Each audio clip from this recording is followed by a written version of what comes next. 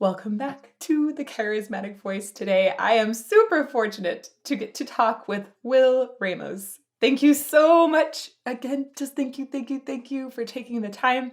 I am excited, actually even like a teensy bit nervous because I have so many questions about your amazing harsh vocals. So just thank you.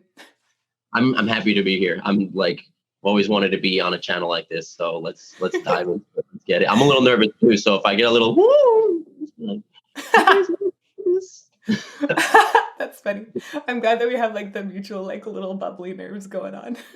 We'll work through it. It's gonna be fine. It's gonna be great. It'll be good. Well, first question. This is like the way to get it started because this is a conversation over just like an afternoon drink. So, tea or coffee? Ooh, I'm a Hispanic person and I was raised with coffee, so I can't not drink coffee. But when you're on the road, then you got to switch it up to tea. But coffee every day. You got to have the daily dose of coffee. Daily dose. Okay, we're talking like just like black drip coffee. Is that what you're going for? Oh, the more like dirt that it tastes, I'm about it. I want it to be black, no sugar, lukewarm, not even hot. If it's hot, it's no good. I'm crazy. Wait, why lukewarm? Because if it's hot, it burns my mouth. If it's cold, fine too. But, all I need is like a couple ice cubes and then I'm fine. I don't want that lava. Like I'm drinking it. I'm like, I can't be having that. Lukewarm, perfect. You can down it in no time. That's amazing. It's amazing. And why do you switch to tea when you're on the road?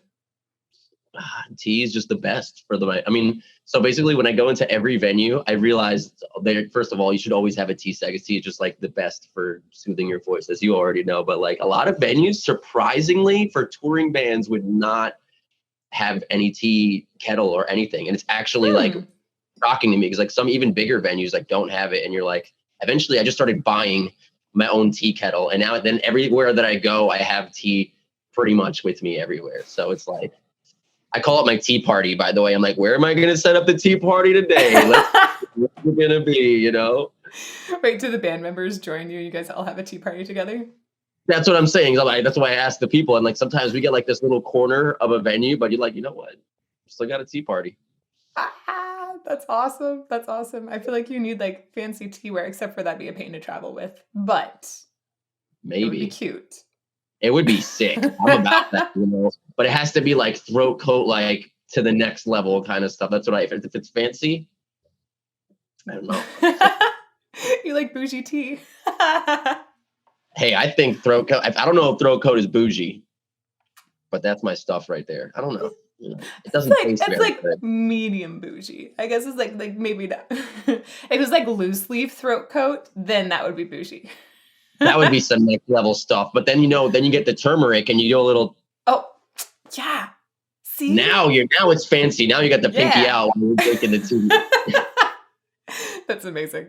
Well, I actually wanted to ask you about your background because I do a lot of reading about anybody that I'm going to interview, and it's kind of hard to find a lot of background information on you. So, Puerto Rican, right? Puerto Rican. Both mom and dad, or just one? Both of them. I just am. That's where I get this hair from. It's the curly. Everyone's always like, "Oh my God, your hair's so curly." I'm like, "Yeah, I'm very white skinned, but like I am like my dad is brown. If you saw him, you'd be like, this is a Puerto Rican dude. Then you see my mom, and she's just like super white. So yeah, I am 100% Puerto Rican. Is the hairstyle, because it's really cool. I like it too. It also looks really good in music videos, by the way. But is this something that was inspired by somebody or just like something you've had for a long time? Oh no, I just had it at one point, and I think it happened by accident. When I was younger, I always wanted to have my hair long, but my dad was like, hell no, you got to have your hair like short. And then I finally got to this point. I was like, I'm buying my own haircuts. I'm letting it go. And, but the sides just started going crazy. Like if you know anything about people with curly hair, the sides do like this thing. I call them wings. They look so oh God. And like, you have to start wearing hats all the time. And eventually it gets to this point where you're like, I couldn't do it. I was like, I'm not going to make it through this stage. So I just shaved off the wings. And now this is how I look after that. I'm going to keep it, Right. It's so expressive. I feel that way as well, Right. It's fun. Well, so Mom, dad, any siblings? I have 3 sisters. They're all half sisters, but Whoa. they're all also a lot older than me. Like my youngest sister is 15 years older than me. Whoa. I was a surprise child. That's what I like to tell myself. You know? Like, whoa, this is happening? All right. Oh, goodness. Here we go again. Right. Yeah. So my sister's like 42. I'm 27, to put it in perspective. It's a big gap. But you can imagine she took care of me. 3 way older sisters. What was it like essentially having like 3 additional moms? Oh my God. It was a lot. There's a lot of women in the house, let's put it that way. You know what I mean? A lot of things fine, you know, but it was great. You know, everyone's taking care of me. I feel like now I'm like an only child, not even really an only child, but like I feel like it. So I'm like, I'll accept it. You know, I'm not going to be upset about it.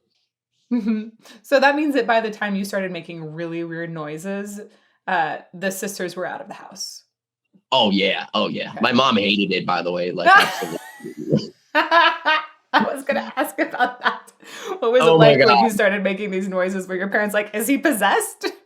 So basically, I don't know when it started, but I was probably like maybe 14 or something. And I remember, you know, this is back in the day when people had iPod Nanos. Like this is like the little ones. It finally got the little camera. And this is like, whoa, this is the coolest thing, like, period. I've never seen anything like this. This is the future. So I had this is how long ago it was. I had one of those and I had a little iHome.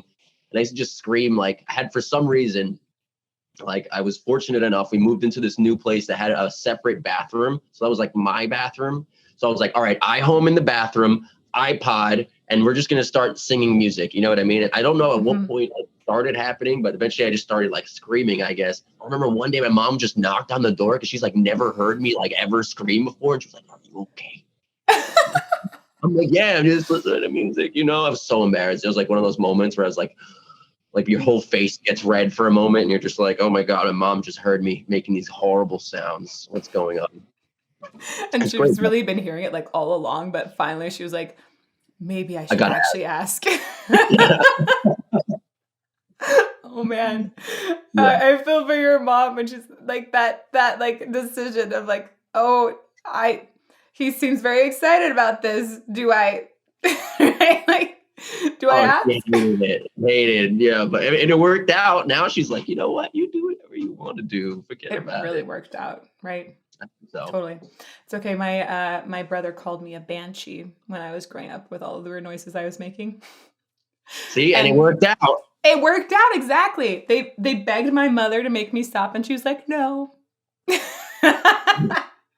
Because now you're like, it's only people like that, I feel like, that can end up becoming like doing something further, because it's just like, oh my God, we're obsessive. Why are we making all these sounds from a young age? Like, what's going on? You know, this is like encouragement for anybody who's making weird noises, who has children that are making weird noises. It's just like, yes, weird noises lead to a career.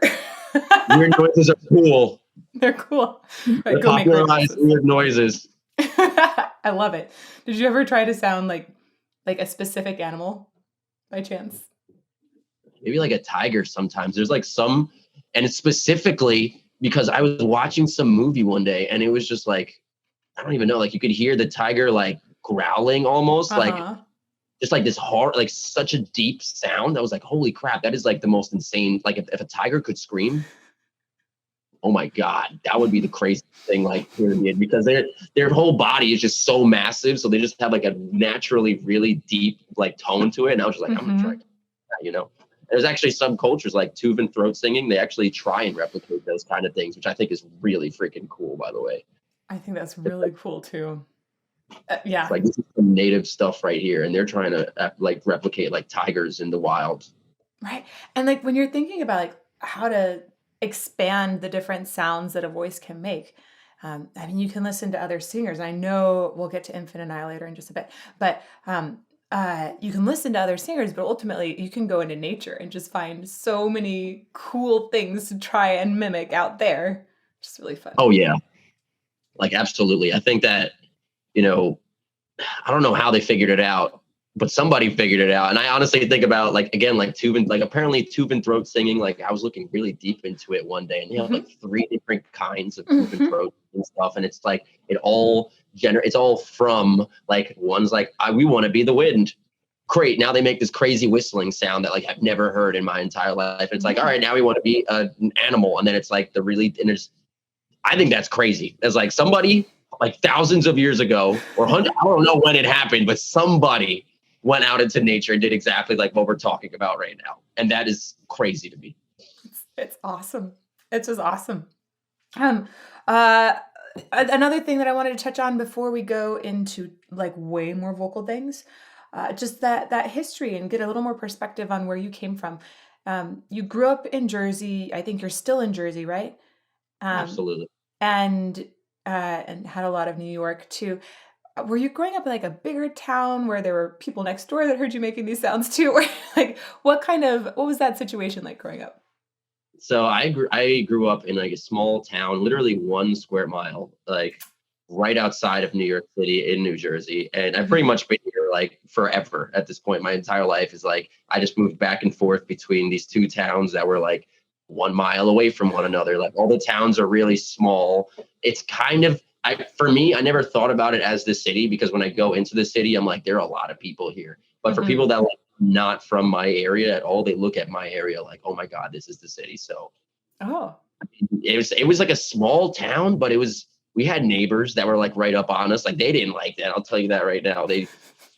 I know, at the time when I had the shower, my own shower in that whole area when I was streaming and stuff, it was actually in an apartment building. Yeah. So as you can imagine, the people on the wall were ecstatic. They were like, oh, here we go. Is that kid again? Just jamming in the shower or something. It's a good time. Yep. I definitely have like quiet hours you have to respect as an opera singer. It's like, right. Same thing. That's so funny.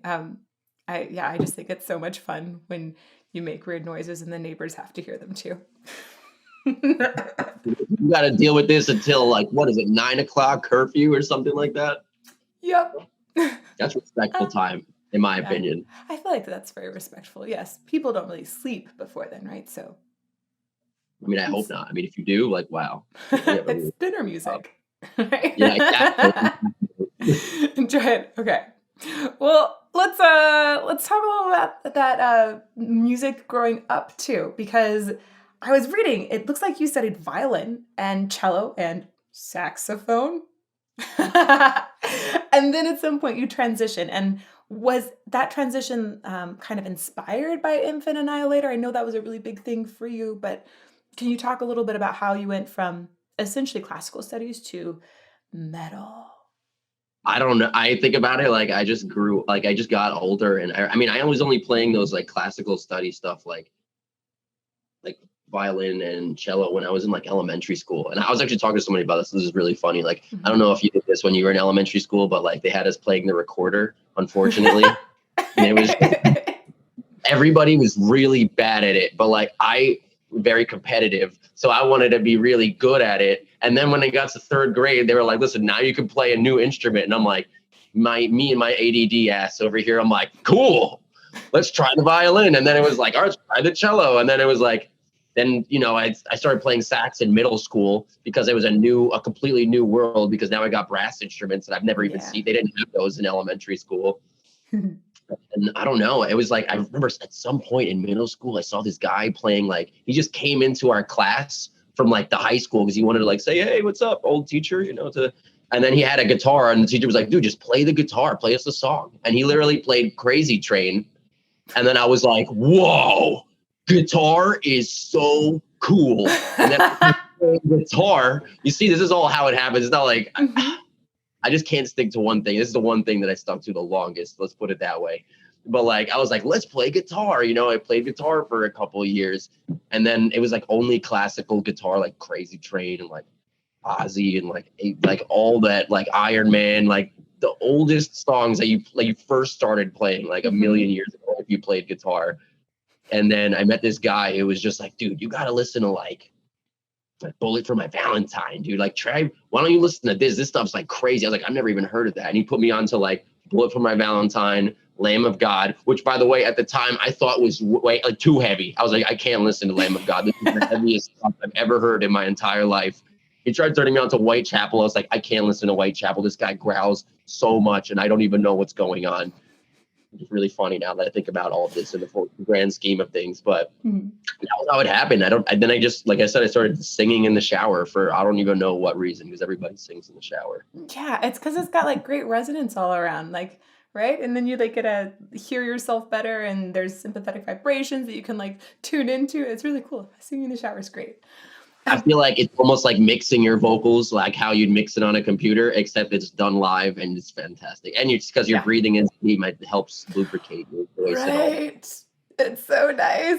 You're like steaming Great. at the same time. Instant hydration. All we need is just like giant speakers, waterproof speakers in the bathroom, and I'll be set. Mm-hmm. Somebody create. If you have not created that, somebody out there do it. I know there's some like shower speakers that exist. They're like, but they're not like great quality usually. Of course. I mean, they should. If somebody did make it, that would be game changing. So this is an idea. Somebody you hear that out there, just remember me. I gave you that idea. Right. I think that's a winning one for sure. So I was really struck because Infant Annihilator is something I haven't heard yet. And there's actually quite a few, I'm a bit of a baby when it comes to metal. I have been exploring this, and we literally save my ears for first time reactions for so many bands. And so if I know that I want to do a band like Infant Annihilator at some point, I just will very deliberately not listen to them until that first time when it's on camera. So what songs of theirs do you feel like are the most inspiring? Which one? I'd love to know. Like with Dan's, right? It's Dan, I think, is the lead singer. With his vocals, he was. He was. But I can even get into that afterwards, also. So go on. Well, what things about what was it about his voice that you like? Was there anything in particular that you were trying to mimic? And if you're like, there is one song you've got to do by Infant Annihilator, like, let me know which one it would be. So when I first started getting into them, it was like a long time ago. It was when Dan was in the band, and I thought his eyes were incredible. I don't even know. I was like, I don't know what he's doing, but they were like ear piercing at the time. And I think what I also liked about it was the fact that they were in a live band. So in my mind, I was like, nobody can do these vocals, period. They don't do it live. So if I can practice doing it, I'll only get better at being a vocalist, because it's literally impossible to do it. So if I can figure out how to do it, then great. And then and the song that I was listening to all the time was called Decapitation, Fornication. Horrible. It's so, great name, but it's just like so brutal, And I think I'm like so glad that my mom didn't know of any of the stuff that I was listening to. And it was just like, the songs were so heavy at the time. I was like, this is incredible. I've never heard highs like this before. And I remember trying to replicate them. And for me, actually, it took me like a really long time to figure out how to do highs, because I was just using the wrong technique in general. I wasn't it was so early on in my screaming stages where I was just hurting my voice all the time. But I was just like, let me just keep trying to hit this, you know what I mean? And eventually they got a new vocalist who's called Dickie Allen. Also fantastic. And actually if you ever listen to the new Infant Annihilator, you'll hear like a lot of similarities in what I do to what he does, because I've listened to Infant Annihilator a lot. They made this one album, and there's like the Grand Duval of something, or I don't even know, but he does these crazy things with his voice that I've never heard before. And honestly, it's literally like goblin-y, like how a lot of people voice, and they're like, you sound like a goblin. Oh my God, you're Dickie Allen. I'm like, I'm not. My voice is actually completely different. We do similar techniques as far as our highs, but everything else that we do is completely different. I can hear it in his voice. I'm like, what I'm doing and what he's doing are two completely different techniques. A lot of people don't hear that, but I do. I know.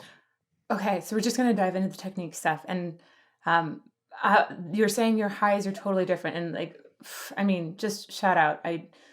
I just listened to And I Returned to Nothingness, and you have a high scream at the very, very end of that is just elongated for so long. It's crazy impressive. I don't know how you make that. Would I call that I think fry scream is the right term for that top one. Yeah. Yeah. That's what I refer to it as anyway as well. Where do you feel constriction for that? Honestly, it's such a light, I don't even know how to describe it. It's when it came to figuring out how to do fry screams, I had no idea what I was doing until I just literally like I saw a live video of somebody doing it, and it was just, I don't even know how to describe it, but I describe it as like a Smeagol-y kind of, like if you could ever try and see what Smeagol's doing, like that's kind of, it's like I feel it. I literally don't even know how to describe it. It's in the upper part of my voice though. It's definitely not like all my false chords. It comes from like feels low. Yeah. So it's almost like I try and bring like some head voice into it. Like when I think about highs, I think of literally like falsetto style. Like if my highs is a falsetto, and I think about my false chords and like as natural voice kind of thing. Got it. So like same way that I would imagine like how you feel the constriction when you do a falsetto, it's similar to that. When I do my voice. Yeah, and I mean, like I think usually I guess I was being made like airy epiglottic or like even like a retinoid rattle back there, like in the way it's just higher. Do you ever think about space as well? Like, do you ever think about like, oh, I want like more deep space in there, like I want an egg in the back of my throat, or like, or I'm gonna have a little less space to have it like up in the front of my face. If anything, I definitely would, now that you're actually describing it like that, I definitely go for like a smaller space kind of thing, because I just feel like it just makes it more like evil sounding. Like for highs and stuff specifically, like it almost gives it that weird like the Smeagol sound. Like that's exactly what I think about. Like it's not a very big voice, it's like a very little but like controlled and like evil sounding voice. So that's what I think about. I'm sure I never really thought about that. I'm definitely gonna, next time I do some of those though, like let's open this up a little bit. Let's go, you know? Well, if you ever feel like having video footage of what's happening in your throat and you feel like a camera should, just take some pictures, just let me know. I know people that would love to stick a camera down your throat, and I would be there watching, because I want to do that. I'm going to tell you right now, I 1000% want to do that. And I've been trying to do that actually, but like I've spoken to like other people that are like in the city, and apparently I didn't know that health insurance can even cover things like that, but my health insurance is not great. So I'm trying to like wait until maybe next time when it comes back around, then I'm like, maybe I'll actually sign up for one of these things. I know it's like a whole procedure where they literally stick the camera through your nose, which is, by the way, horrifying to me. It's kind of like the COVID test that would like go like way back there. You have to have it done so much when you sing opera, or like if there's like allergies or laryngitis, anything that comes up, like you got to get scoped. So they'll stick the camera up and it threads back down the back, but then it's essentially just hanging it's a little tiny flexible wire scope. So it's then like hanging, and it has like an eagle's eye view that's looking down onto your cords, and that's how it's able to see so many things. That's fascinating. If you tell me how to make this happen, I'll do it. Okay. Because I want to do it. Like I'm one of these coaches that I had a long time ago, literally used to post videos on YouTube of him all the time with like the camera down, and you can see he's talking, and it's just like his false chords are coming in and protecting the vocal cords. I'm like, whoa, that is so cool. I can only imagine what I'm doing inside. I can literally see it with the camera. That is the coolest thing I've ever seen in my life. It's so super amazing to see. And truthfully, like 100%, I can find somebody and you won't pay a penny. Right,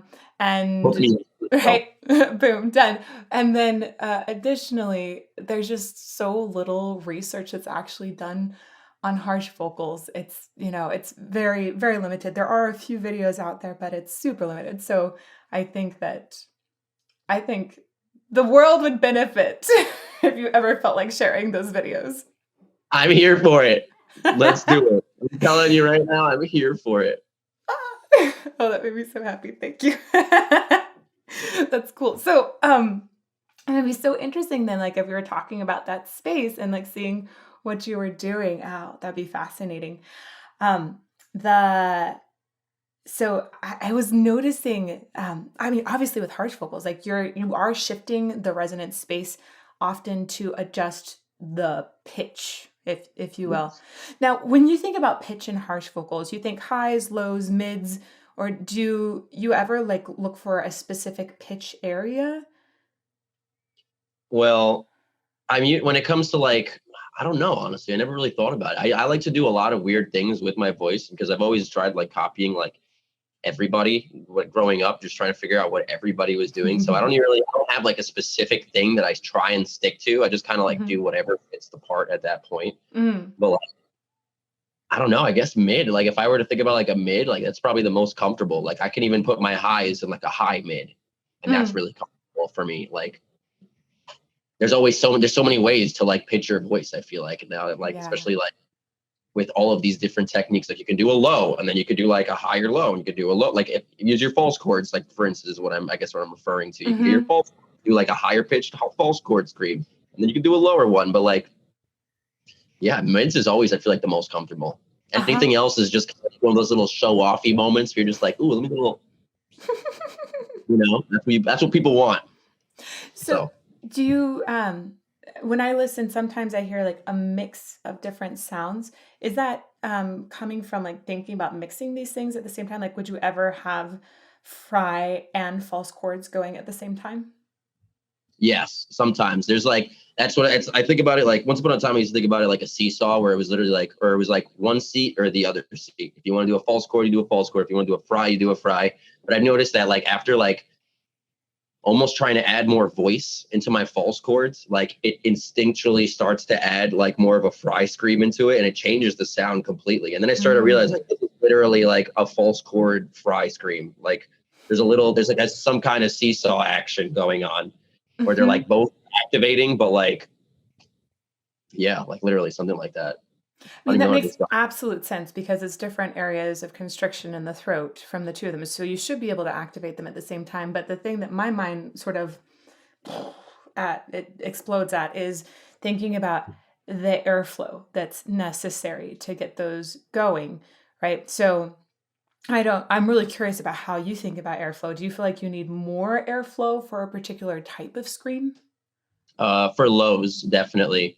But I've also come to realize like my hearing isn't as great as I thought it was until I did like a hearing test, and I was like, oh wow, like my low end is a little bit shot, you know. So for me, like I've come to realize that, you know, even, and for a lot of people really, like doing lows, like people think they have to push really hard to hit a certain low frequency, a low tone, and all of that stuff. And I've noticed, especially in the beginning, I always felt like I had to do that, because usually I'd be cranking my speakers, you know what I mean, in the car, and I'm trying to keep up with the music.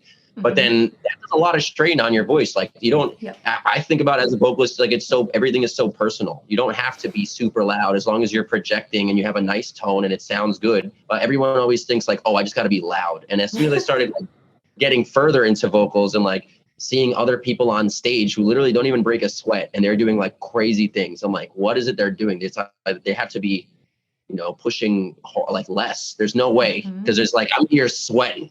I'm like, oh my God, this is crazy. And I see this guy and he's just like relaxed, super relaxed. I noticed that the more relaxed I am, I definitely need more. I need to push a little harder to get my lows out. But like, I noticed that if I push, I gotta like, it's almost like such like an opera thing where it's like, I have to control it so much, because if I do go too hard, I'm not really getting any benefit besides just wearing myself out. Yeah.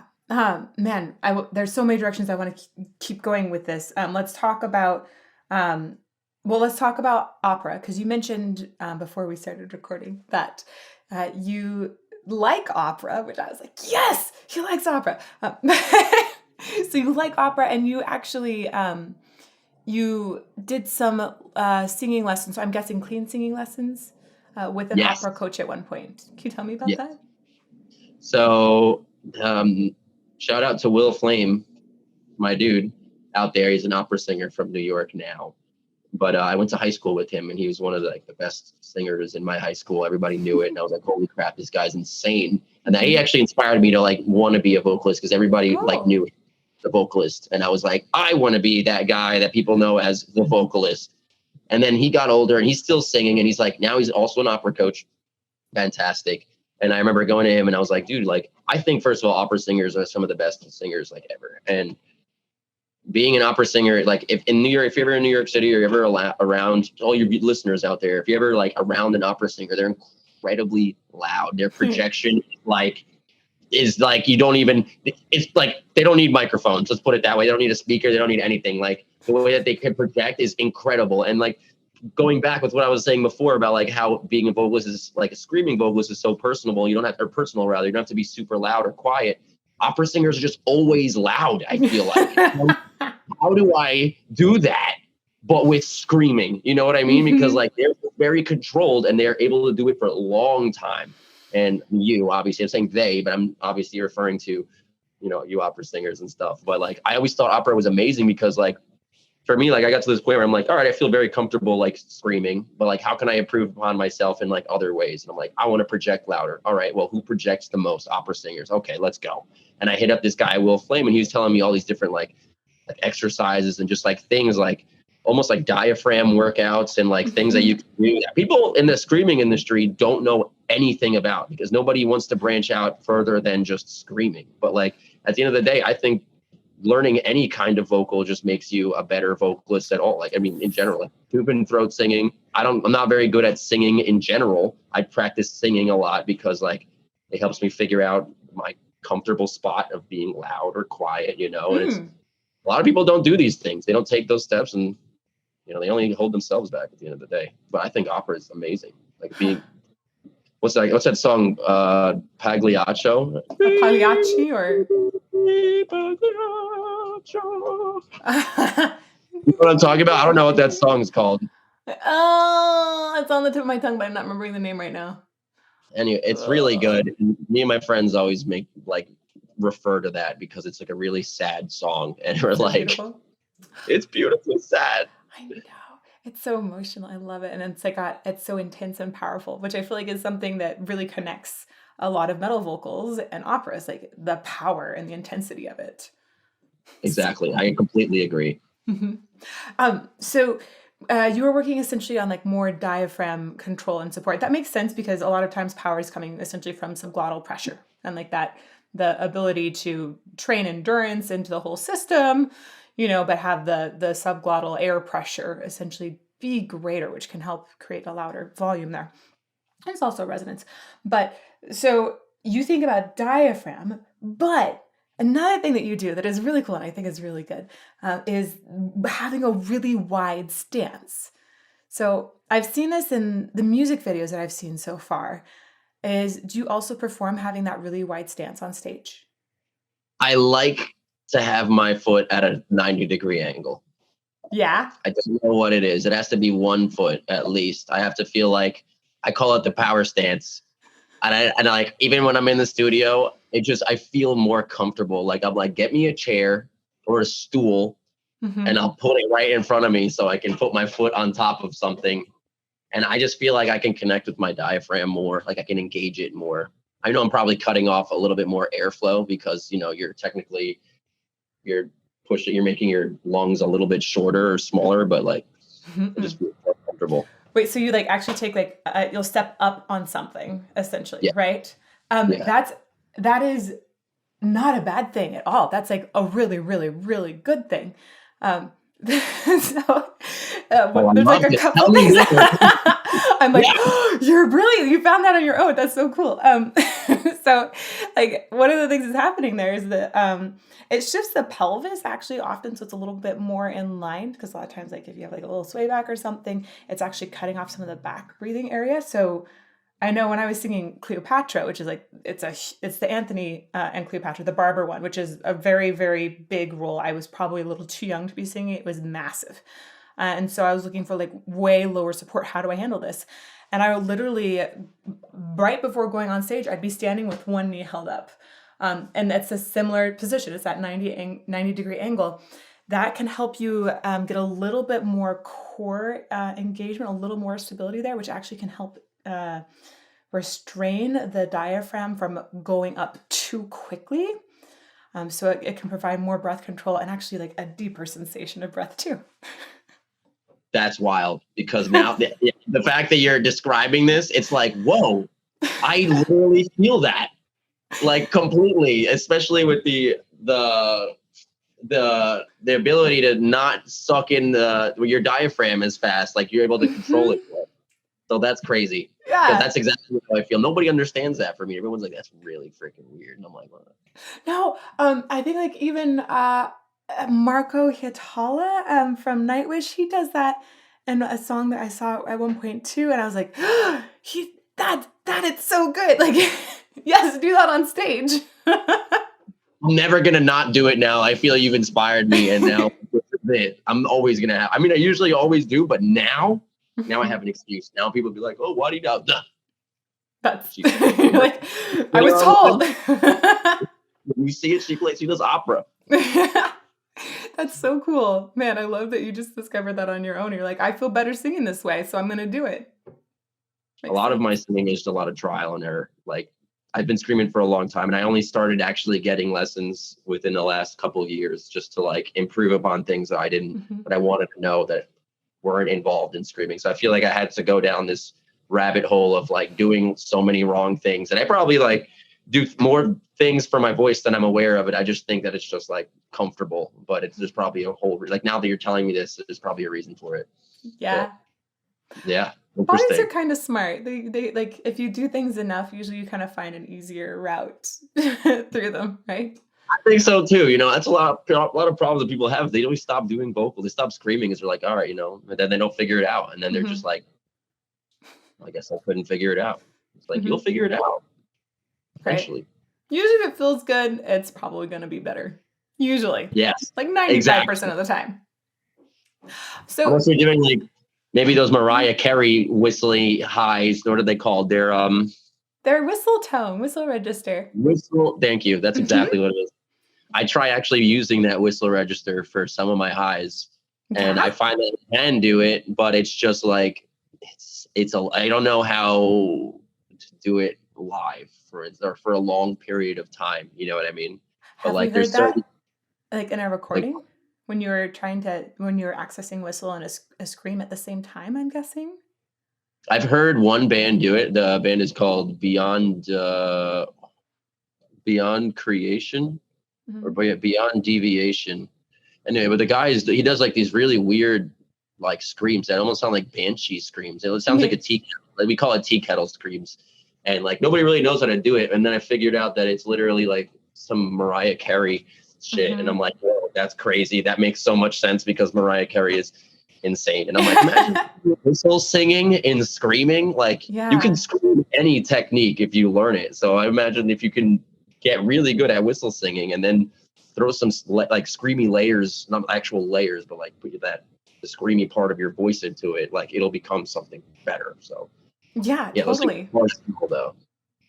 That's cool. I think it's also that's one of another aspect of voice that is typically like really hard to research because like when I was talking about that camera dropping down part when someone is singing a whistle register, essentially there's like a fleshy part that obscures the visual from the camera, but what it looks like is happening is that like if the vocal folds are normally doing like this, with whistle tone it looks like there's like that it like makes this little tiny part, it actually like blocks part of it, and then it's like this little teensy part that's going, which is kind of crazy and really cool.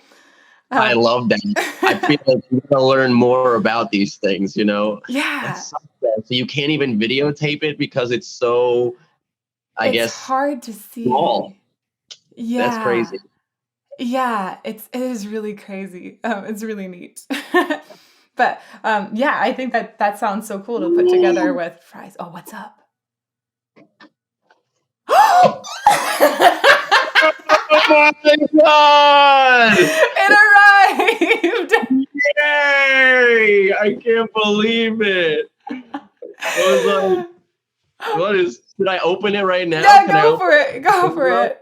All right, let's see what we got. This is the shout out to you over here. Check it out. See what's in this package we got. Funny. I can't believe it. I was like, I told you, I'm going to come today.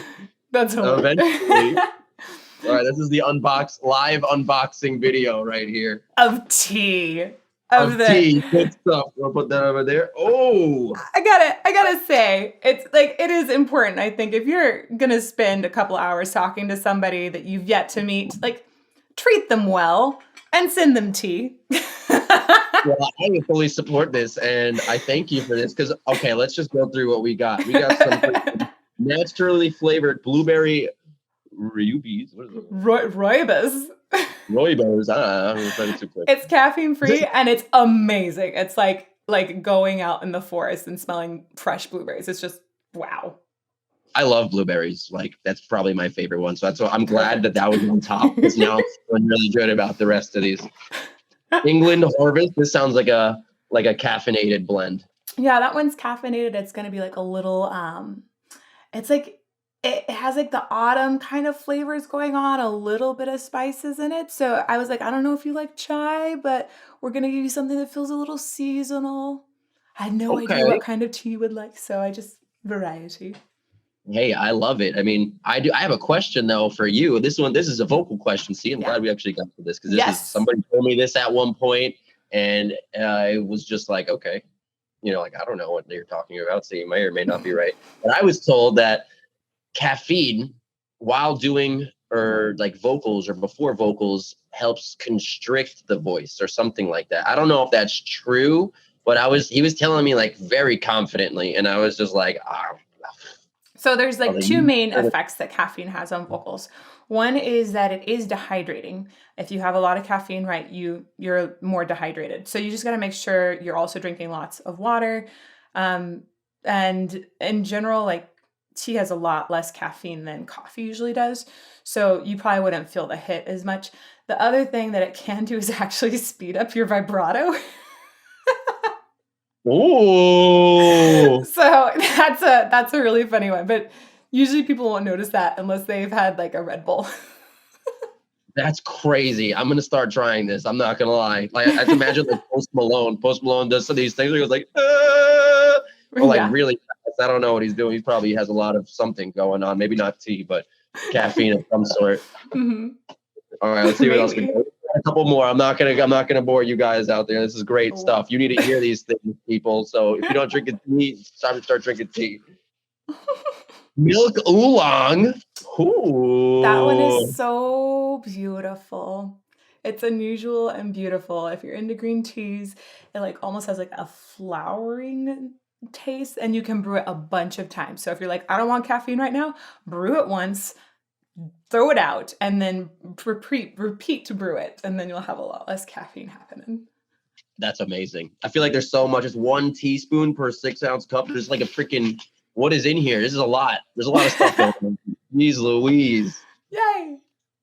We got Earl Grey. I love me an Earl Grey. I'm not gonna lie. My day with an Earl. Right, and that's like the extra strong one, right? Did they do the extra? It says extra Earl Grey. Yes, damn. Okay. That's when you know this shit's gonna hit. It's so Earl Grey. I'm gonna have this one tomorrow morning, just letting you know. Perfect. 100%. Perfect. All right, 2 more. We got the bop. What is bop?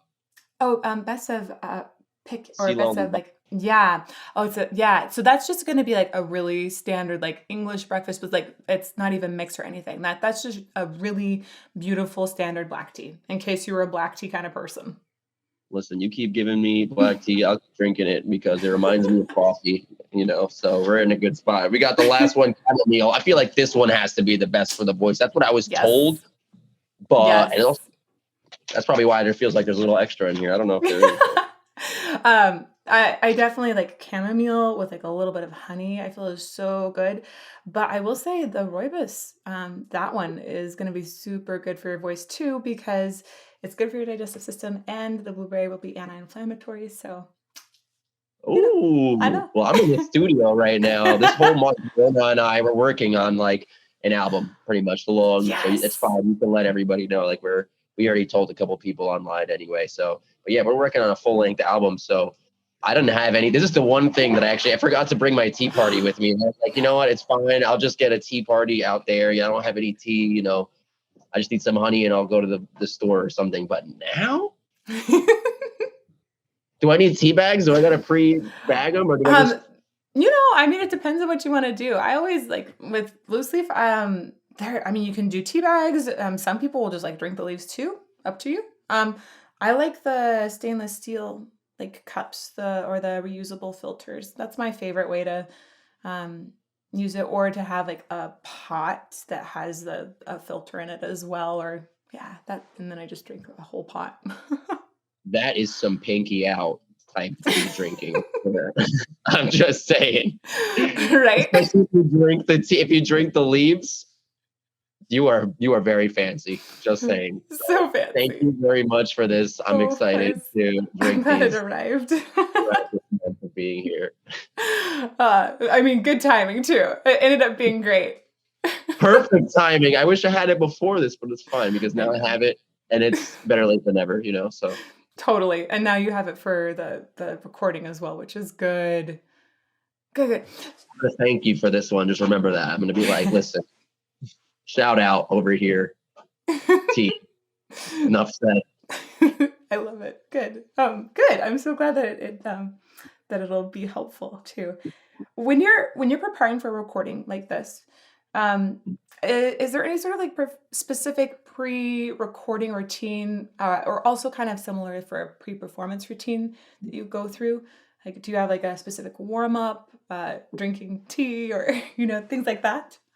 I have so many warm-ups, and like sometimes I usually do them more for like if I'm having trouble figuring out like what I'm doing wrong at a certain time, or if I'm doing like a vocal check, like to see how my voice is feeling that day. Like I always do tube and throat singing, period. Mm-hmm. The one where you just battle those, like go, I think that is the best vocal warm-up and vocal exercise, period, for like false chord vocals. Mm-hmm. And I think it's really good too, because if you have any vocal damage, like from like maybe pushing too hard one day, or like you got really into the music and like anything could happen. Maybe the sound was bad and you're just like, all right, let me see how my voice is doing. And then you do one of those, you can literally feel, you're like, this is how you're going to feel pretty much when you're doing your vocals. So if it doesn't feel good, you're going to have a hard time that day. Maybe don't do as many false chord screams that day, do something else. But like, I always do my tube and throat singing. I have this one thing that I'm sure you know about, which is the straw in the water method. What? Where you just go, what? All of those. I do all of that. Use a straw. I love straws. Okay. So yes, straw and water method. I've created a couple like different straw methods. Like some that I haven't even heard about, but they're just more like diaphragm workouts where I just feel like I'm shooting spitballs across the room to just like do one of these with my diaphragm, pretty much. You know what I mean? We do get you like a boba straw and some boba, and then like a target. That would be really exciting. At that point, then it's fun. Now we're having a good time. No boba straws. I feel like the smaller the straw, the better. Totally. So I'm here, like I got my straw. Sometimes I have like a little vocal mint, because they have like, I know Vocal Zone is one of these where they make mints, specifically like elderberry mints and like lavender mints, like things that are supposed to be very soothing for your voice. I don't know if you're supposed to use it before or after, but I feel like by using the mint, like it helps moisturize. Like, I don't know. It's like when you start like chewing gum and your voice gets a little bit more saliva-y. Like I think about like, and it's also soothing for my voice. So I try and put out all of the stops out here, but that's pretty much my thing. That was one of the things I was super curious about as a harsh vocalist.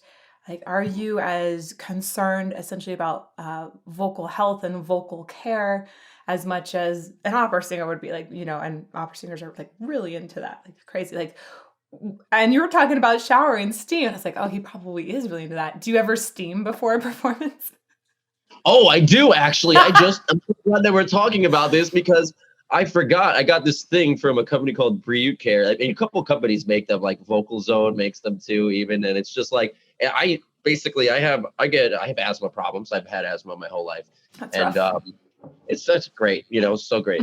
And I get bronchitis like all the time. So I'd always have like a gas nebulizer, big, massive. And then I was like, somebody, I saw them, they had like a little portable one, and we were in Europe actually, walking around with what looked like they were in a hospital mask, and they're like, oh, it's a portable nebulizer. I was like, they make these things portable? I have this giant machine. I can have this little machine and just hold it right there, and it's great. And then, I mean, obviously you don't use the same medicine. You don't use albuterol, but you use like a certain like saline, like very, very light saline solution that's inhalable. Obviously you don't have regular saline in there, but like I recently have been turned on to that, and I think it's really good. Like if you're dry that day, you say, I need to clear out what's going on over here. Right. I feel like I'm in the shower again. That's how I feel when I got that mask on. That's amazing. That's one of the only ways to instantly hydrate the vocal folds. And so It's just so good. I It's hilarious. I didn't imagine that there would be so many similarities in how you are preparing for and producing sounds like in your body and aware of that vocal health. And wow, it's just there's a crazy amount of similarity. I think it's important. Like being a screamer is like, there's so many wrong ways to do things, and like nobody really teaches you the right way, or they think that they're teaching you the right way. And it's like, at the end of the day, I just want to be able to do this for as long as I can. Like you Yeah. can easily mess up your voice with singing, but usually a lot of people messing up their voice with singing is like maybe they start drinking a lot, or they start smoking a lot, they start ruining their voice. But I feel like it's so easy for a screamer to just blow out your voice on stage. You get really into it. Like I said, I'm sure that happens with singing too, but like there's so many easy ways to mess up your voice with screaming. And it's like, I think it's so important to take all those steps, even if it's not like, okay, this is maybe not necessarily a screaming warm up, but it's like a singing warm up. I feel like it's still just as good. There's no reason why you shouldn't, cut corners. What are some things like, since you've had actually quite a long time singing with bands already, and you've been doing screaming for a long time. So, right, you started with a band in 2015. Is that right? Something like that. Yeah. The Secrets Don't Sleep. It was like, it feels like a long time ago. Yeah. So.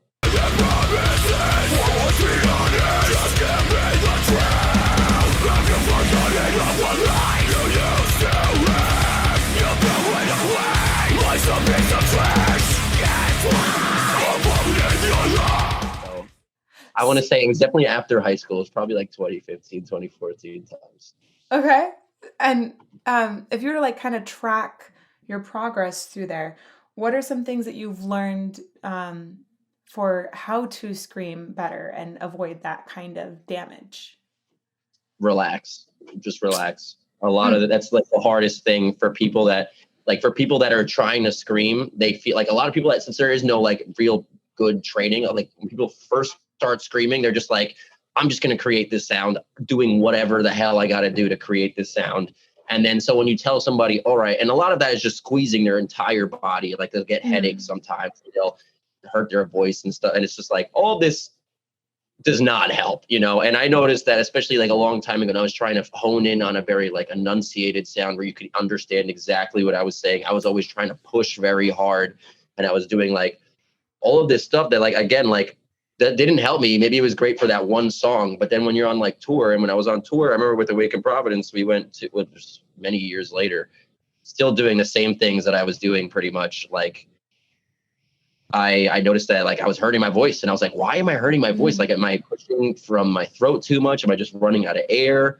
Like what's going on? And then I noticed I was running out of air because I was pushing too hard. And then I noticed that if I maybe just pushed a little less hard, that would be, more beneficial. But again, it's like, it's so hard for somebody that like squeezes their whole body to scream to be like, all right, now relax, and then do the same thing. And you're like, how do I do that? You know what I'm saying? Right. But like, it's like isometrics or something for the voice, where you're like, just that one spot, just tension there, everywhere else.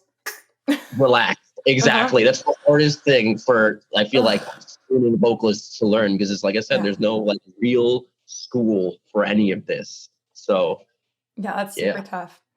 And then I read in another interview with you that you mentioned you're like very self-critical, or that as a vocalist that you're always self-criticizing. Is there something that you've been working on like the last 6 months that particularly you've been self-criticizing? You say, oh, I want to make that thing better. Oh yeah, 100%. I have this new thing that I've been working on that it's like like pitch screams. Like, have you ever heard like a pitch scream before? It's like obviously like usually a fry scream. People don't do it with their false chords, which is really weird, but we're definitely going to do that. But it's like a pitch fry scream that people always do. And I'm trying to basically like pull that into a death metal-y world, in the sense where like how I do my goblin screams that I do all the time. Basically, I do like a pitch goblin scream. And if you actually listen to And I Return to Nothingness, to the chorus, it's literally all pitch goblin screams. Like it's like, burning into flames, burning into stain. And it's just like a lot of that going on. And I really want to bring that out, because people can sing that. You know what I mean? It's not just someone just screaming. It's like, oh, I can sing and it's still good. You know what I mean? So And so that goes into another thing. I'd read you were like interested in bringing more melody into what you're currently doing. Is that essentially? I'll tell you, I'm a big like pop, like I don't really listen to a lot of metal so much. I used to when I was like, again, like getting really into like the music. But again, I think it was one of those things where just like when I was doing the recorder, I was just very competitive and I was just like, I just wanted to like fix all of these little things. And then I fixed it all and like, all right, how can I learn something else that's not screaming, you know? So that's where I'm at right now. I'm trying to get really good at like singing and like all of that other stuff. And I noticed that what brings these other bands and like people that are like popular nowadays, what breaks them the next level is not, they don't have any breakdowns. People still like their music. And I'm like, we just need something catchy and still good. You know what I mean? And how do you do things? A lot of it has to do with controlling your pitch and making it so that people can sing it back to you. Because not a lot of people can scream. And as everybody knows, like singing is just, it's more powerful. I just honestly feel like it can be more powerful, especially if you're singing the right lyrics. People can resonate with that. They can understand what you're saying. So I always felt like that, like adding melody and making it something that somebody can jam aside from just like freaking slam their head down on the table. I think it makes it so much better, in my opinion. It definitely like makes it more catchy or more sticky when they have like a earworm that's going on in their head and just won't leave. That's what we're trying to do out here. We want that, more earworms. Earworms. No. I actually I just heard for the first time Disturbed Down with the Sickness, and I like the way that he does just a really rhythmic harsh vocal at the beginning. It goes like a ooh ah, ah, ah, and then which sounds kind of like talking a hairball, right? Like that is like, it has very specific pitch centers with each of those ones like you were talking about, and then it additionally has like a very catchy rhythm, and it's just like a little tiny segment, so it hooks. It's like boom, and everybody can then make a sound along with it. I love that kind of stuff, and that's what again, it's like I think that's what catches people's attention the most. Like even if you don't know what the hell they're saying, you're gonna be like, all right, that was a really cool melody that the person made with their voice. You know what I mean? And in order to do that in screaming, like, or rather, people don't necessarily do it like in death metal or deathcore. They do it in a lot of metalcore, which is great. You know, I love that. But we need to start blending things over here. You know, like that's what we're trying to do. But at the same time, like to the Hellfire, I feel like was partly so massively successful because of those big breakdown moments where you just sounded like a demon. Or a dying pig. I mean, there's several. I refer to you sometimes as a Nazgul. I love it. But right, like that moment, I think that it becomes very successful within YouTube reaction videos because it's so shocking, and people are realizing more and more that you can actually use those to get a band name out there, and that's been very successful, I think, for Lorna Shore. I think so too. A lot of people love hearing weird things, obviously, as we've learned from making weird sounds from a young age. But like as soon as you hear that weird thing that you've never heard, like it's definitely like, I think that's what we're talking about now, like how it brought to the Hellfire to the next level because people never heard. I mean, they obviously it's been out there, but for some reason people just happen to listen to it this time, and they've never. I heard it in Annihilator. I was like, this is just really freaking cool. Like this guy's. But like I was like, oh, nobody else has heard of this. Like, okay, I'm gonna say Dickie definitely inspired me, but I will take whatever you guys want to. You know, you still had to figure it out. Definitely a lot of figuring out. You know, it was great. We made it.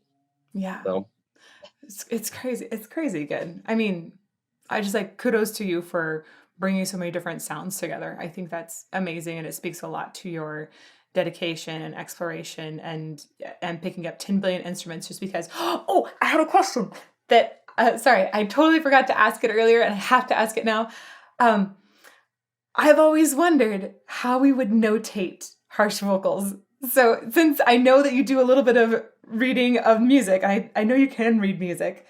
How would you, like right now, if it's like a rhythmic sound that's just like instead of a note with like a filled in gap like that, it's a little X. That little thing that I would say it's like right? An X. But, definitely an X. That's like playing drums or something, like some kind of cymbal. But that's how I feel about it. But now, you know, that's what I'm saying. You know, we got some. Actually, no, yeah, I'm saying X. Yeah, perfect. I'm about to say X's. You can take them up and down too. It's totally fine. like up here, you're like maybe like an X inside of an O for a false fold, or like. Ooh, now you're going in depth over here. See, I'm like, whoa, I don't know about that, but actually that could be cool. Like we got some for false chords, and then we got maybe like a little smiley face or like something for like rides, and then we get like a little goblin guy, and he does like the little guy's like, listen, this is where you do the, you know.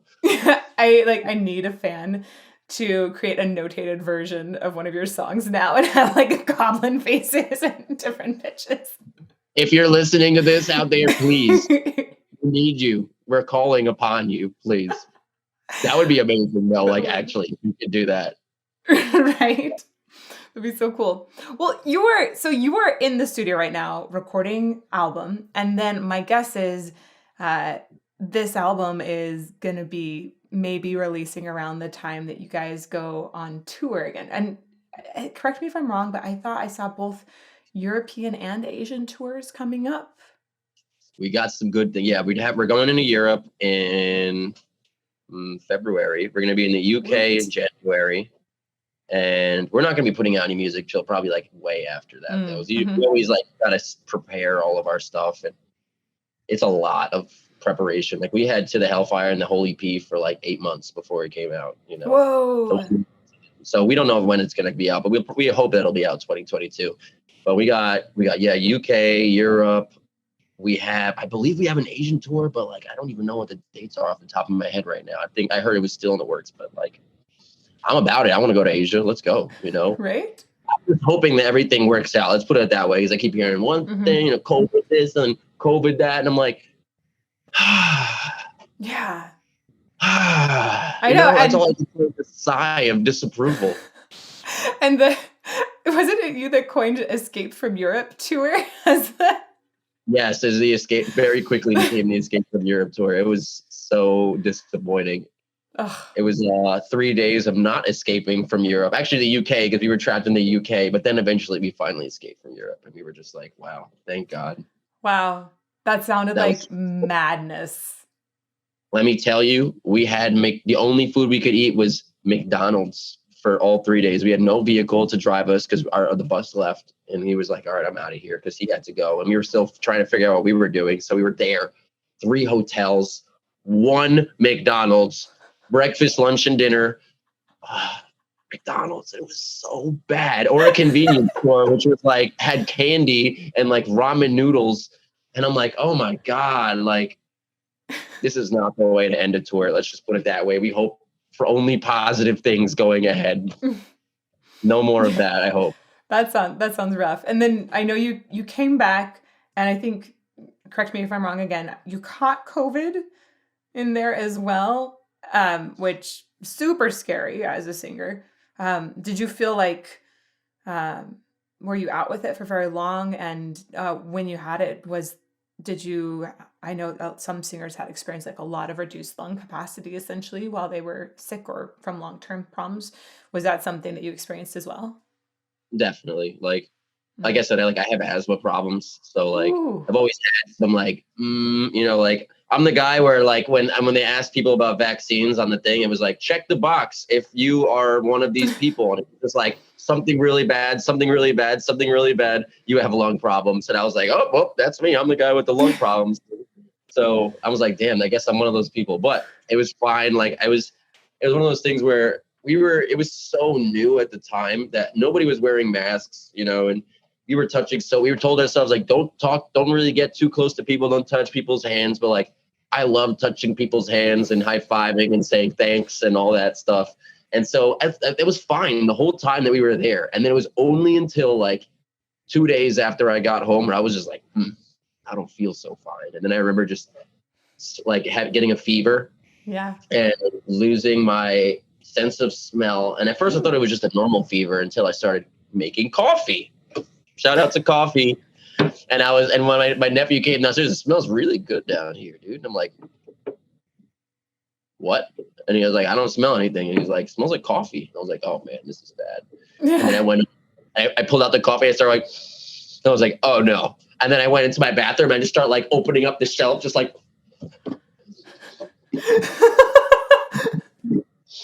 what's happening? And then I noticed that I was like, I can't smell anything. And I was like, holy crap, I have COVID right now. And then I guess at the time I just thought it was like a flu, you know, like I had like a flu, like really sick from the flu, but it was COVID and it was great.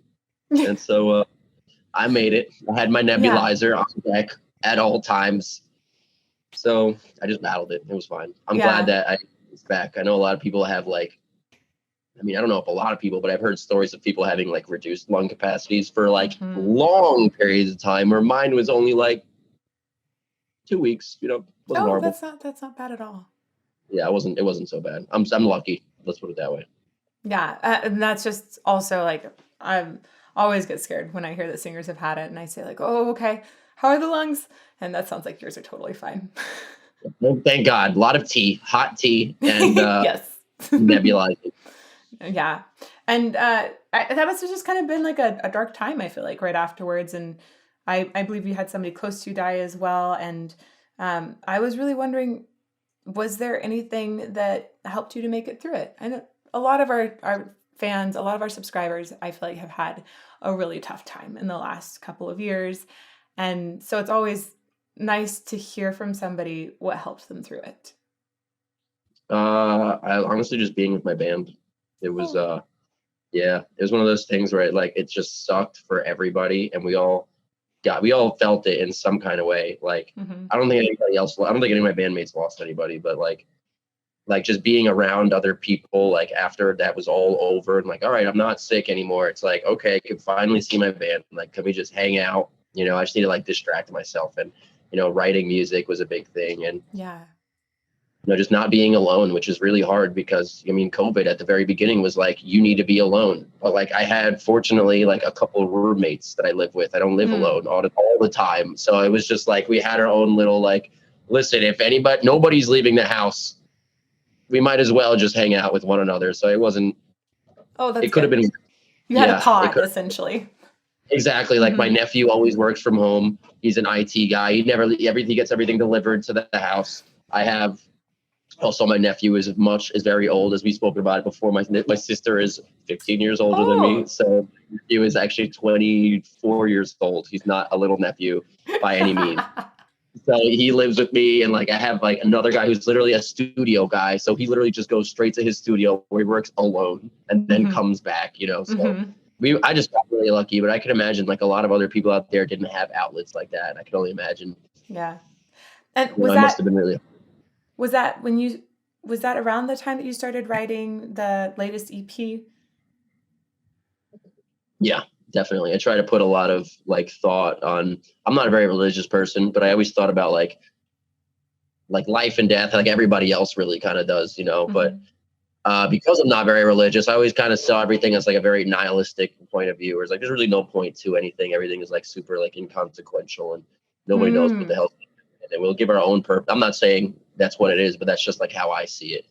And I'm like, things happen because it's just, you make it happen like that. And that's fine. You gave your life that meaning, but there really is no like specific meaning to anything. It's just what it is. And I try to like put that into these 3 songs. It's like, this like life and death happens, and that's just what it is. And it's really sad, but the world will go on anyway.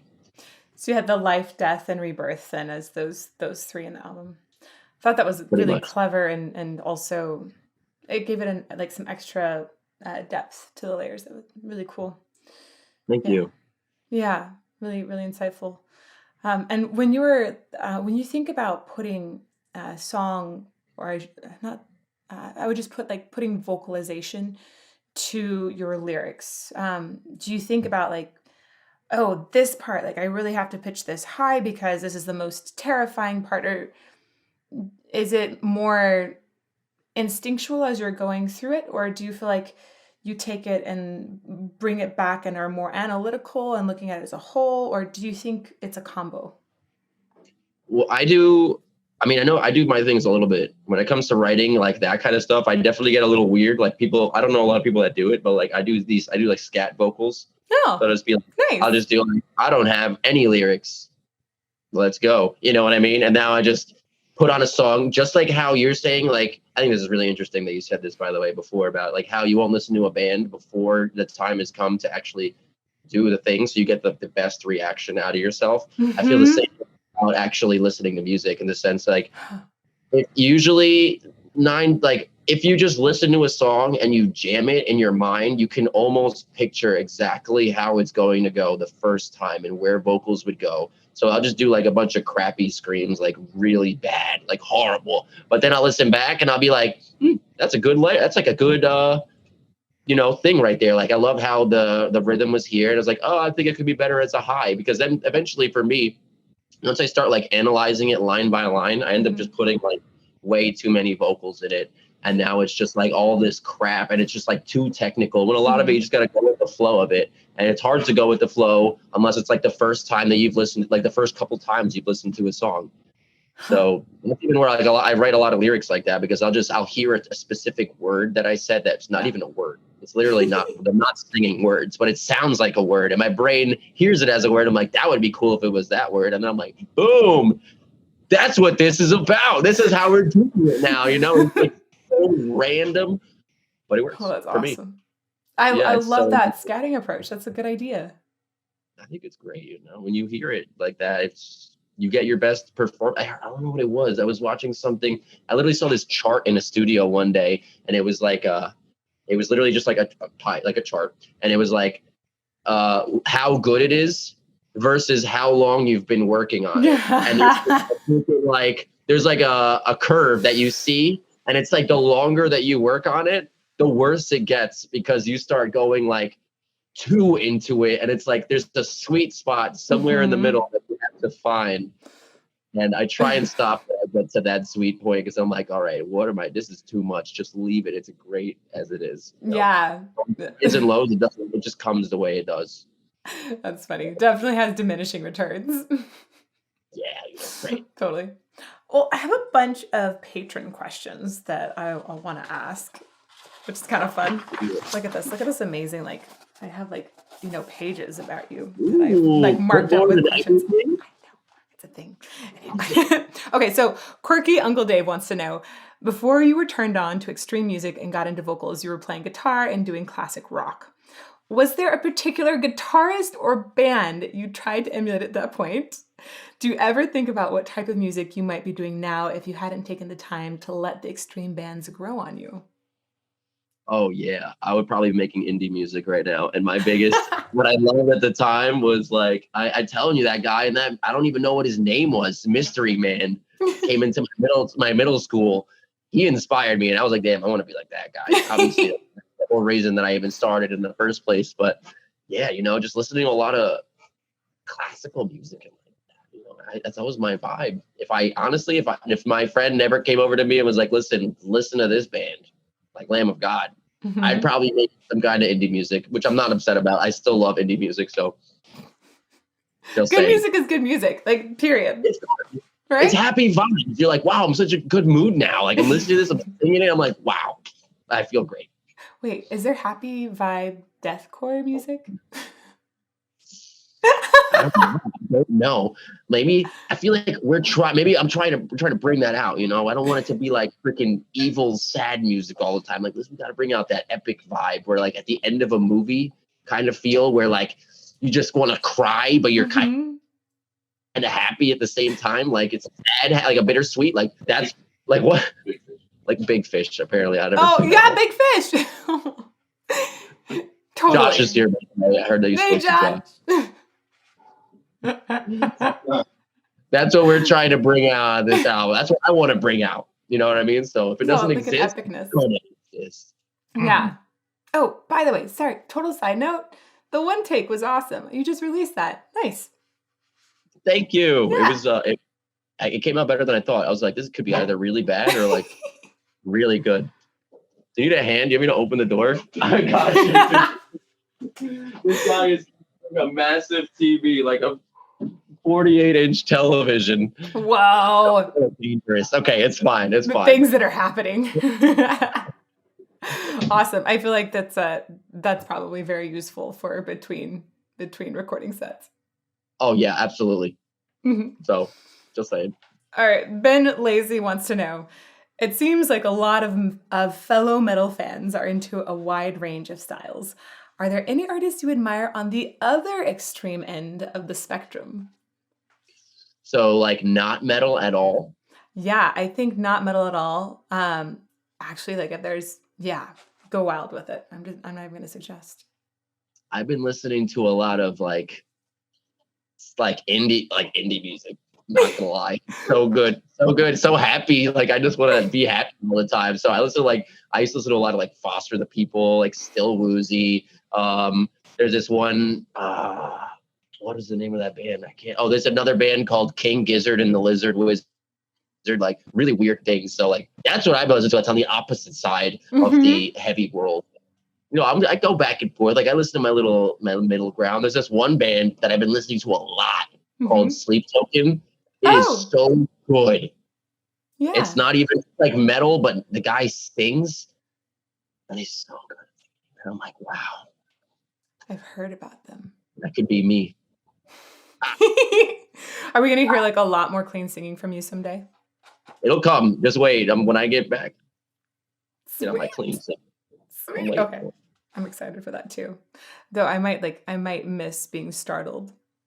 I don't still get startled. There'll be a little bit of both in there. We need to have both. Okay, Healthy good. balance. Again, we're bringing the seesaw. Keep it all. So. Okay, good. Alan Clark wants to know, what is your bucket list for collaborations, including vocalists you'd like to drag kicking and screaming into deathcore? All right, Anders Frieden. I'm going to say it. I say it every time that anybody asks me anything about this. I think he is so good. That was like one of the first bands. In Flames is one of the first bands I ever listened to, like in the metal industry, in the metal world. I thought his vocals were crazy, especially because he goes from like, he used to be really heavy, like harsh vocalist.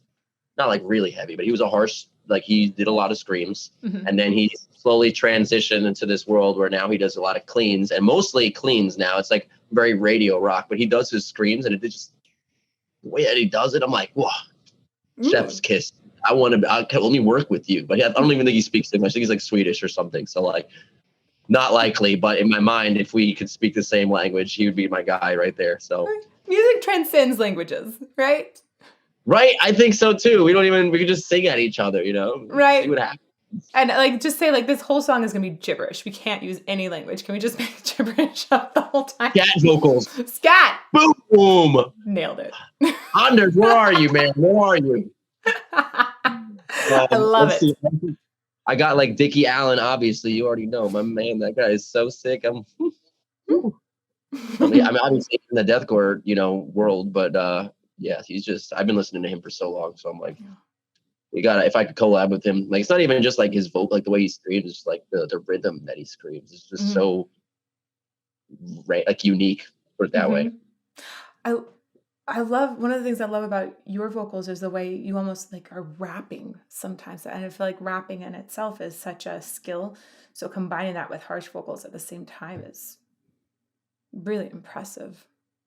Thank you. That's a vibe right now. I feel like it's like that new metal. Like I think about like Slipknot does a lot of like rap screaming.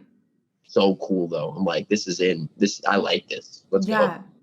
Yeah, and you've got so much mouth movement and enunciation, which makes it really good. It's cool. I mean, that's where all the sounds come from at the end of the day, is that mouth. You fucking do really weird things. Like, I mean, as far as like, even like, I was figuring out how to do like tunnel. That sounds really weird. I was thinking about like, even like tunnel, like vocals, like, dude, that's what I've been working with a lot lately. And that's just all tongue, all that weird stuff. So, yeah. Yeah. I mean, that's fun stuff. Weird noises. It seems to be the motto. Of Weird noises. Make weird noises. Love it. Okay, so Kirby wants to know, what is the best piece of advice another musician has ever given you? Take a moment. Well, I know. I mean, this one is easy. I mean, I feel like there's an easy answer to it, and then there's like, everybody wants a more difficult, like more in-depth analysis. But like, honestly, just don't stop, because I've been doing it for so long, and a lot of it is, going back and listening to what, like, I mean, I guess this is a good idea right here. If you get a studio set up, you can listen to exactly what you sound like. So you know what you sound like how you would sound like you're in the studio. Because a lot of it is like, especially if you're screaming just normally, a lot of the voice comes out, you know, you don't hear as well, or as if you do this, you can Yes. hear your voice really well. Or if you're in the shower, your voice resonates, you can hear it really well. Problem is that like when people stop and they don't like, they think that they're pushing harder, like they can't hear themselves that well. They push harder, they hurt themselves, they stop doing vocals. But realistically, if they just kept doing that, they would figure out they don't have to do all this. They could still get the same sound. And it's again, it's one of those things where it's just like, you just got to have that drive to just be like, all right, I'm just going to keep doing it. It hurts. I'm going to take a break and then I'm going to come back. And a lot of people just take that break and then they don't come back. And that's fine. But it's those people that do that, I feel like those are the ones that really change the game at the end of the day. That's awesome advice. Love it. Really. It's an easy answer and nobody wants to hear it, but it's just like, that's it. That's all it comes down to. It's like that graph, right? Like, we'll take the good easy answer right away, right? So we're getting better the other direction. Like you will get better the further you go, you know, the more you do it. So I mean, that's needless to say, but people, I guess, need to hear that sometimes. So yeah. I think so. So Ruben wants to know, so he's talking about like essentially the from session member to official lead singer, 2020 to 2021 brought you new and exciting changes, obviously. So can you talk us through your experiences and how you fit your voice to the music or the music to your voice? Or maybe that like it might be natural chemistry, but essentially talk about that transition of becoming lead member or lead singer of Lorna Shore.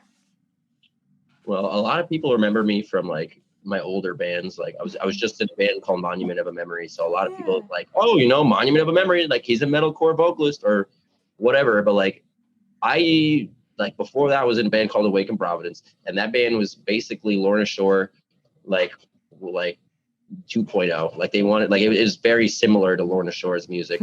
So like for me to like, I was very comfortable writing over that like beforehand, you know what I mean? So when I was doing that, I was like, oh, this is very like black and death metal vibe.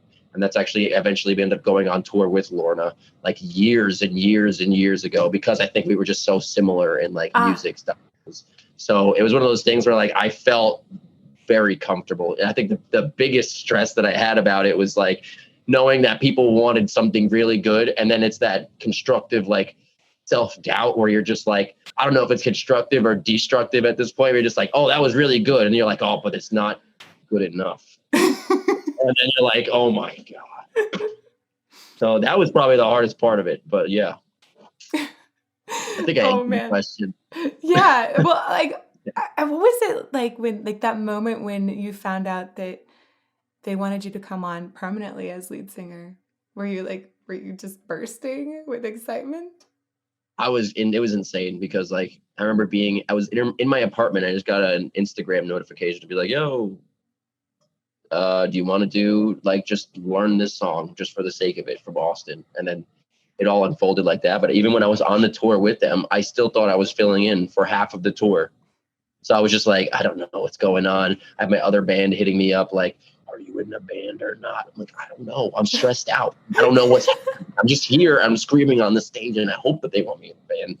And then when they finally asked me, it was again, one of those things where like self-doubt, you know, like what's going to happen to stop this from happening? Like until they announce it on the page, it's not real. You know what I mean? So like, anything could happen. Like, what if I just like, what if they're like, actually, wait, just kidding. We were just joking about that. Like, you're fine. Like, do your thing, you know, we'll hit you up in the future. Like, and that could happen. That has happened to me with a lot of bands that I've gotten offers for like in the past with like bigger bands. I was like, oh, this is going to be sick. And then it was like, it was not sick. They were like, just kidding. Like, see you later. It's really funny because these bands actually hit me up now. They're like, wow, dude, like, aren't you happy that it all worked out? I'm like, yeah, I guess. Yeah, I guess I am. Now we can justify it. But what about when you said, just kidding? We could have been teamed up. We could have been together. Yeah, I was like, it's fine. Good things happen for when they're supposed to happen. So yeah, I just been like such a smashing success too. It's great for you. It's really, really cool to see it. Like see how everybody within the band just seems to perfectly complement each other. It's great.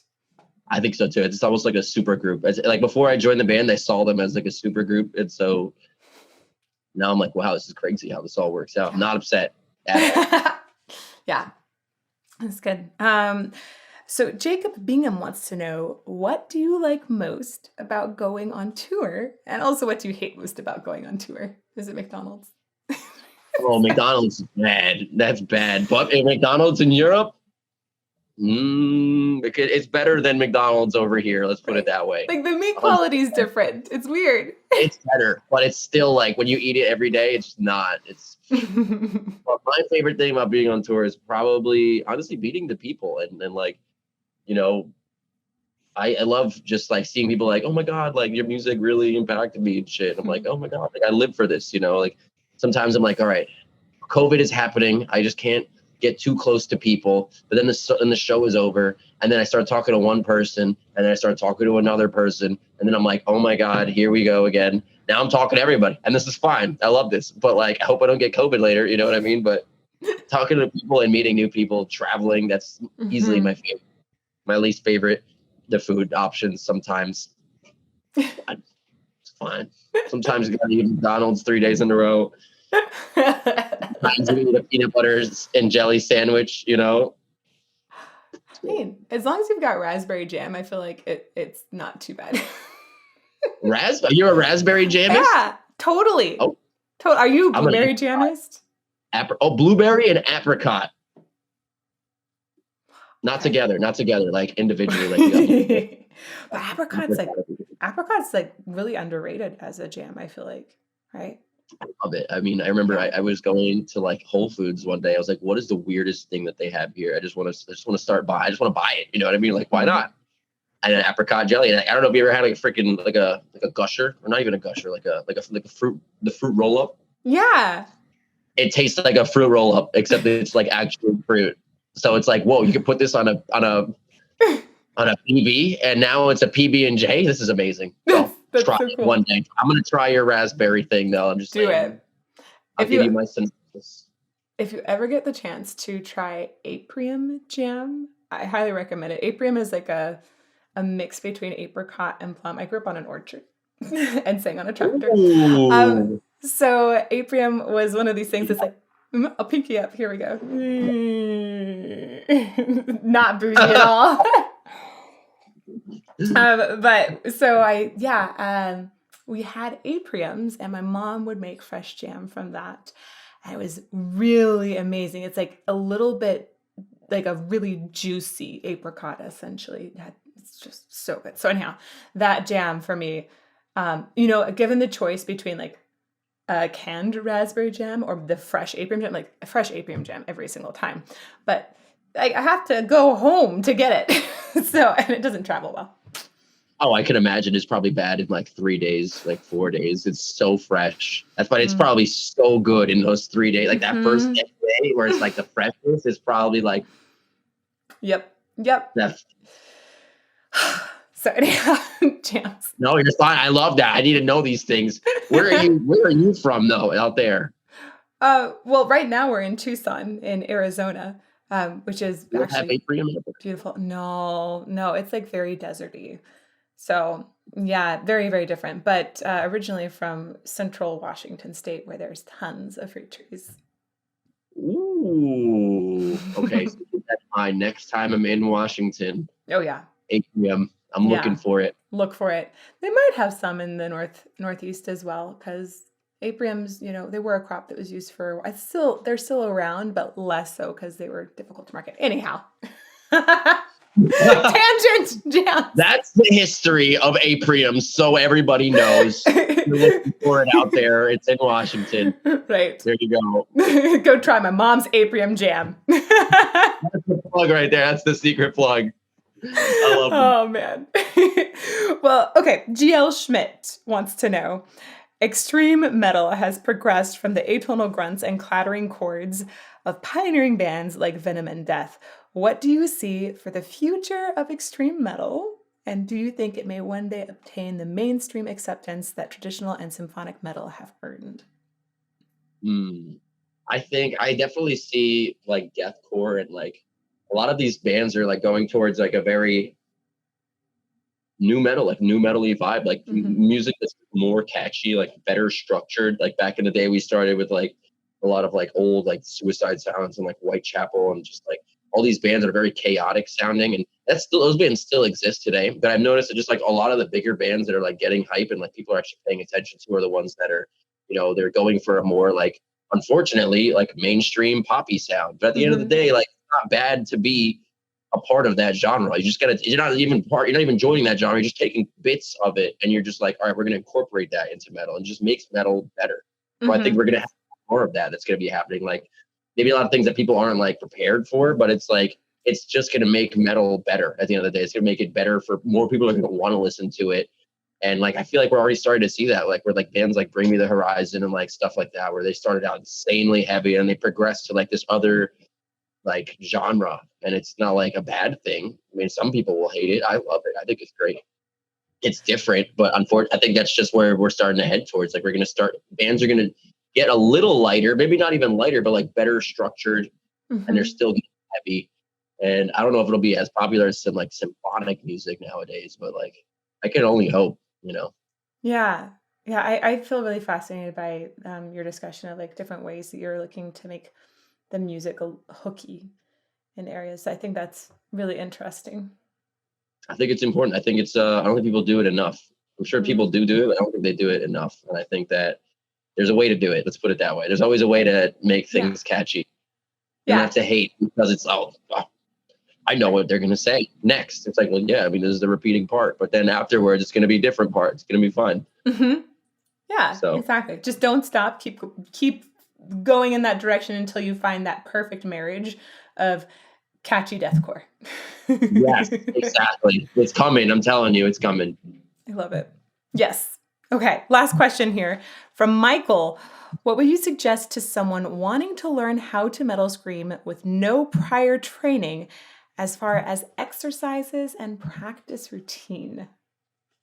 There are so many ways to answer that question. And the only thing that like that just all encompassing thing that people need to hear is just get a vocal teacher. And, you know, a lot of people don't think that, but let's put it this way. Like, I mean, you already know, you learn the first habits that you learn doing anything. Usually you end up carrying for a very long period of time, especially when you, like I said, it becomes a habit of something. And then the hardest thing is to break out of a habit. And then a lot of it is like, you think you know what you're doing, but you're doing the wrong thing. And so you got to relearn everything. And that stumps a lot of people.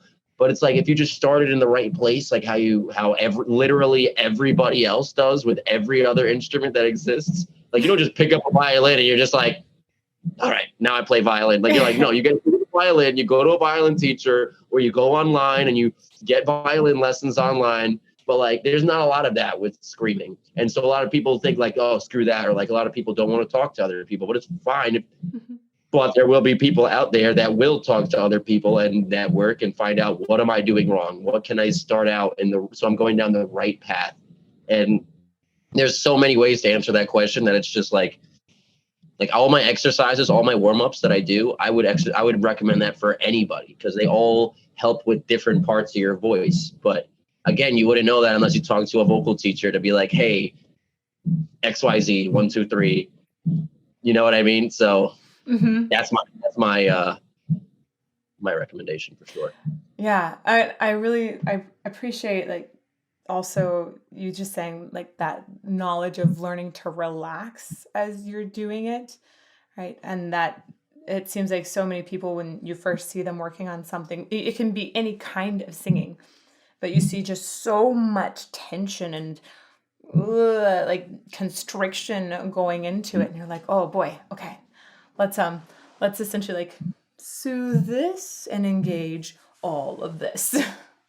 It's literally like, yes, exactly. Like it's the hardest thing to break out of. And I think people do it the most, especially when they go to hit higher notes, because people see people online going like, ah, and they see their face like doing something crazy. And they're like, oh, make that crazy face, but with my entire body. Like, and it's hard to break that habit. It took me a very long time to break that habit. But once I did, I felt like I'm better now than I was back in the Awakened Providence days. Back then I was not very relaxed. I was very just like tense the entire time. I was like, this is what I have to do to make this crazy sound. Now I'm like, I don't need to do half of that. I can just relax. You're like chill. Fine, you know? Literally, and just chilling. I'm just chilling. So, yeah.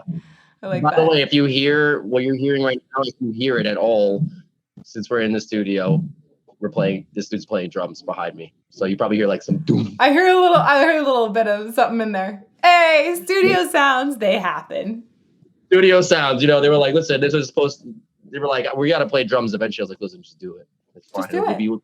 We're not going to go for too long anyway. And you just finished the last question. So it actually kind of worked out perfectly, but I wanted to give you some backstory so you weren't like, what the fuck is that like, sound? Is there a battle going on outside? Yeah, like literally. Well, talk to me about how we can support you. I know that like there's different streaming services. There's things like merch, just seeing you on tour. Like there's all kinds of ways that people could potentially support you. But which ways are the best? Is Spotify better than YouTube for as far as the return that you see? Like how do we best support you? Realistically, I mean, if we're talking about like the band in general, the best way to support any kind of band is merch. I mean, if people think that like, a band will get like 10 million views and they're like, wow, that band probably made like $20,000. And it's like, it is so sad how little money people make from streaming services. Like you would be shocked. And it's not even like, it's like, I don't know what happened, but it's fine. Anyway, regardless, merch is definitely the way because the bands, that's where they make all their money. And like, especially if you go to a show, they always like, oh, go check out some merch, not even just from like from any band, because literally like if one piece of merch sells, that is so helpful. A lot of bands, especially local bands, don't make a lot of money like at all. Yeah. And if you really want to help support a band that's like struggling or just on the up and coming, like that's the way to do it. Get some freaking merch from the band, go to their shows, like share stuff. We have our own, we started dropping like new merch drops, like exclusive merch drops. So if you want to, you guys out there and you want to support Lorna Shore, get some merch and then find out about the exclusive drops. They're like, so we literally put up these clothes the other day and they actually sold out in like 40 minutes. And I was like, holy crap. I was so like, I posted about it. And then 20 minutes later, I got a message like, dude, they're already sold out. And I was like, shit. That's amazing. Unpost this now. That's so good. That's such a good merch marketing campaign too. Yes. We're trying out here. So it's like, it's one of those things like, if you guys like us and you really want to get involved, that's how you do it. Just follow us on like our social medias. And we always post about things like that. So I love it. Yeah. Okay. Buy your merch. Buy merch, please. If you want, you don't have to. We're just here to make music for you guys anyway. So, but if you want to, you definitely could. That's awesome. And is there anything else you want to plug? Like any upcoming, obviously you have the tours that's going to be happening in Europe and the UK. I guess you just had your main release, but is there anything else you want to plug that people can go see and get more excited about you? Well, we have an August Burns Red Texas in July show and Burials, I think, in Lancaster, Pennsylvania on the 29th. So if anybody's actually out there, Texas in July, like does not play shows. Like I'm pretty sure they broke up. Don't quote me on that. I know someone in the comments is going to roast me for this, but this is like one of those shows where like they're coming back and it's supposed to be a massive show. So if anybody lives in the Pennsylvania area, it's going to be awesome. I might even dress up as Santa Claus, but we're not going to say for sure, like probably it's going to happen. But yeah, we're going to need to pick up that.